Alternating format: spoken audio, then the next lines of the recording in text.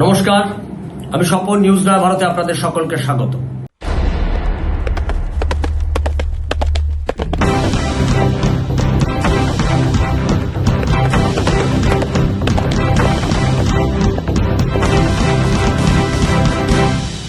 বিজেপির সরকার প্রতিষ্ঠিত হওয়ার পর তারা ঝড়ের বেগে কাজ করে চলেছে। শুভেন্দু অধিকারী মুখ্যমন্ত্রী হিসেবে দায়িত্ব নেওয়ার পর দ্বিতীয় মন্ত্রিসভার বৈঠক, আর এই দ্বিতীয় মন্ত্রিসভার বৈঠক থেকে তিনি রাজ্য সরকারি কর্মচারীদের তাদের যে দীর্ঘদিনের দাবি দেওয়া বঞ্চনা, তাদের যে অধিকার, সেই অধিকারের জন্য তাদেরকে কোর্টের দরজায় দরজায় ঘুরে বেড়াতে হয়েছে এতদিন ধরে। এবার সেই অধিকার ফিরিয়ে দিল শুভেন্দু অধিকারীর নেতৃত্বে বিজেপির সরকার। তারা ক্ষমতায় আসার পরেই দ্বিতীয় মন্ত্রিসভার যে বৈঠক, সেই দ্বিতীয় মন্ত্রিসভার বৈঠকে সপ্তম পে কমিশনের অনুমোদন দিয়ে দিল। সোমবার দিন এই বৈঠক থেকে তারা সেই সিদ্ধান্ত করলো, পুরো নগরোন্নয়ন, নারী ও শিশু কল্যাণ মন্ত্রী অগ্নিমিত্রা পাল তিনি এই বিষয় সম্পর্কে সাংবাদিকদের মুখোমুখি হয়ে জানালেন যে রাজ্য সরকারি কর্মচারী, তার সঙ্গে নিগম, তার সঙ্গে স্থানীয় যে সংস্থা, শিক্ষা প্রতিষ্ঠান, এই সমস্ত কর্মীদের বেতন কাঠামো সংশোধনের জন্যই সপ্তম বেতন কমিশন তারা গঠন করার অনুমোদন দিয়েছে। এই দ্বিতীয় মন্ত্রিসভার বৈঠক থেকে তারা সেই অনুমোদন দেওয়া হয়েছে এবং সেই অনুযায়ী কাজ হবে। এতদিন পর্যন্ত রোপা 2019 যেটা ষষ্ঠ বেতন কমিশন, তার অধীনেই বেতন পাচ্ছিল এবং সেই ষষ্ঠ বেতন কমিশন অনুযায়ী আমরা যা দেখছিলাম 2.57 ফিটমেন্ট ফ্যাক্টর। ফিটমেন্ট ফ্যাক্টরটা কি? ফিটমেন্ট ফ্যাক্টর হচ্ছে আগের পে কমিশন অর্থাৎ পঞ্চম পে কমিশনের থেকে কত গুণ বেশি ষষ্ঠ পে কমিশনে মাইনে বাড়বে, সেটাকেই বলা হচ্ছে ফিটমেন্ট ফ্যাক্টর। এই ফিটমেন্ট ফ্যাক্টর গত ষষ্ঠ বেতন কমিশনে ছিল 2.57 রূপা 2019-এ। সেখান থেকে আগের পে কমিশনে 2.57 যে ফিটমেন্ট ফ্যাক্টর ছিল, সেখানে থেকে এবারের কত ফিটমেন্ট ফ্যাক্টর হবে সে নিয়ে আজকে আমরা বিস্তারিত আলোচনা করব।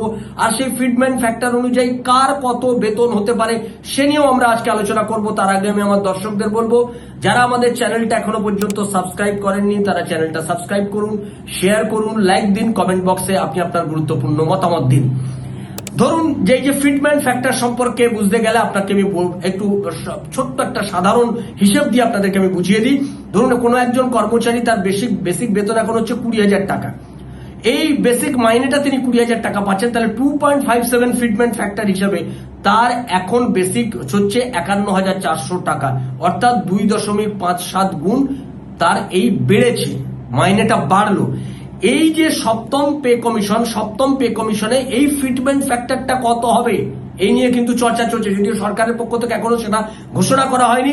বিশেষজ্ঞদের পূর্বাভাস আর ইউনিয়ন থেকে আমরা যেটুকু জানতে পারছি, সেখানে ফিটমেন্ট ফ্যাক্টরটা এবারে হতে পারে 1.90 থেকে 3.68 পর্যন্ত হতে পারে, অর্থাৎ 1.90 থেকে 3.68 এই পর্যন্ত হতে পারে, এটা আমরা জানতে পারছি। অর্থাৎ সপ্তম পে কমিশনে ফিটমেন্ট ফ্যাক্টরটা এইরকম একটা জায়গায় যেতে পারে, এর মধ্যে কোনো একটা সংখ্যা হতে পারে বলে আমরা জানতে পারছি। সপ্তম বেতন কমিশনে কাদের বেতন কত হবে আমরা এই বিষয় সম্পর্কে যা দেখলাম, রাজ্য সরকার 18টা স্তরে ভাগ করেছে। প্রথম স্তর 1 থেকে 5, সেখানে কারা থাকছে? করণিক আর গ্রুপ ডি থাকছে। তাদের বেসিক বেতন 18,000 থেকে 92,300 টাকা হওয়ার সম্ভাবনা রয়েছে। অর্থাৎ এই যে ফিটমেন্ট ফ্যাক্টর যেটা আমরা বলছি যে 1.90 থেকে 3.68 এর মধ্যে যে কোনো একটা সংখ্যা হতে পারে, সেক্ষেত্রে বেসিক বেতন 1 থেকে 5 এই স্তরে যারা আছে, অর্থাৎ করণিক যারা আছে, গ্রুপ ডি যারা আছেন, তাদের 18,000 মাইনে থেকে 92,300 টাকা পর্যন্ত মাইনে হতে পারে বলে আমরা দেখতে পাচ্ছি বেসিক যে বেতনটা। আর 6 থেকে 9 যারা রয়েছে, অর্থাৎ জুনিয়র আধিকারিক, ইন্সপেক্টর, সুপারভাইজার যারা রয়েছে, তাদের মাইনে 35,400 টাকা থেকে 1,67,800 টাকা পর্যন্ত হতে পারে। 10 থেকে 12 এই গ্রুপের মধ্যে, এই স্তরে যারা রয়েছে, অর্থাৎ গ্রুপ এ আধিকারিক আর নীতি নির্ধারক যারা রয়েছেন, তাদের এই বেসিক বেতনটা হতে পারে 56,100 থেকে 2,09,200 টাকা পর্যন্ত হতে পারে। আর 13 থেকে 18 এই স্তরে যারা রয়েছেন, অর্থাৎ প্রশাসনের উচ্চ আধিকারিক আর শীর্ষ পদ, তাদের ক্ষেত্রে মাইনে 1,01,500 থেকে 2,50,000 পর্যন্ত হতে পারে। অর্থাৎ এই যে সপ্তম বেতন কমিশন, সেই সপ্তম বেতন কমিশনে ফিটমেন্ট ফ্যাক্টরটা কত হতে পারে, যেটা মমতা ব্যানার্জি রোপা 2019-এ করেছিলেন 2.57, সেটা এবারে ফিটমেন্ট ফ্যাক্টরটা 1.90 থেকে 3.68 পর্যন্ত হতে পারে। সেটা কতটা হবে আমাদের সেদিকে নজর থাকবে। রাজ্য সরকারি কর্মচারীদের মধ্যে স্বভাবতই খুশির মহল তৈরি হয়েছে, কারণ এতদিন ধরে তাদের যে লড়াইটা লড়তে হয়েছে, তারা হাইকোর্টের দ্বারে, সুপ্রিম কোর্টের দ্বারে বারে বারে গেছে। রাজ্য সরকার নানান টালবাহানা করে তাদেরকে এই বেতন, তাদেরকে এই পে কমিশন তাদের দেওয়া হবে, তাদের যে ন্যায্য অধিকার, দিয়ে যে তাদের ন্যায্য অধিকার, সেই অধিকার তাদের দিয়ে দেওয়া হবে।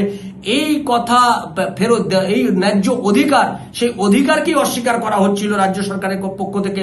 মমতা ব্যানার্জি সরকার কখনো স্বীকারই করেনি যে ডিএ হচ্ছে সরকারি কর্মচারীদের তাদের অধিকার, সেই অধিকারটাই স্বীকার করতে চাইছিল না। সেখান থেকে আজকের নতুন সরকার প্রতিষ্ঠিত হওয়ার পর সেই সরকার তারা তাদের অধিকারকে মান্যতা দিল, এবং আজকের সরকার আসার পরে এই নতুন সরকার দ্রুততার সাথে এটাকে বাস্তবায়িত করলো। আমাদের এখন নজর থাকবে যে সপ্তম বেতন কমিশনের এই যে ফিটমেন্ট ফ্যাক্টর, সেই ফিটমেন্ট ফ্যাক্টরটা কত হয়, সে অনুযায়ী রাজ্য সরকারি কর্মচারীরা নিশ্চয়ই তাদের মতামত দেবেন। আমাদের সেদিকে নজর থাকবে। আপনাদের নজর থাকুক নিউজ নয়া ভারতের পর্দায়। নিউজ নয়া ভারত আপনার কথা বলে। নমস্কার।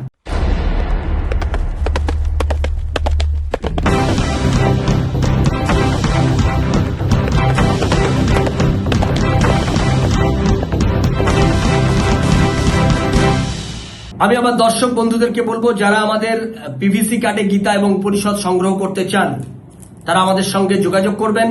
7044244525 এই হোয়াটসঅ্যাপ নাম্বারে আপনি আমাদের সঙ্গে যোগাযোগ করবেন। পিভিসি কার্ডে গীতা উপনিষদ সংগ্রহ করতে গেলে আপনাকে 7044244525 এই হোয়াটসঅ্যাপ নাম্বারে আপনার নাম, ঠিকানা, পিনকোড আর ফোন নাম্বার দিয়ে যোগাযোগ করতে হবে।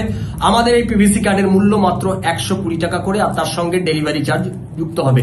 যারা সংগ্রহ করতে চান অতি সত্বর আমাদের সঙ্গে যোগাযোগ করুন। ভালো থাকবেন, সঙ্গে থাকবেন নিউজ নয়া ভারতের। নমস্কার।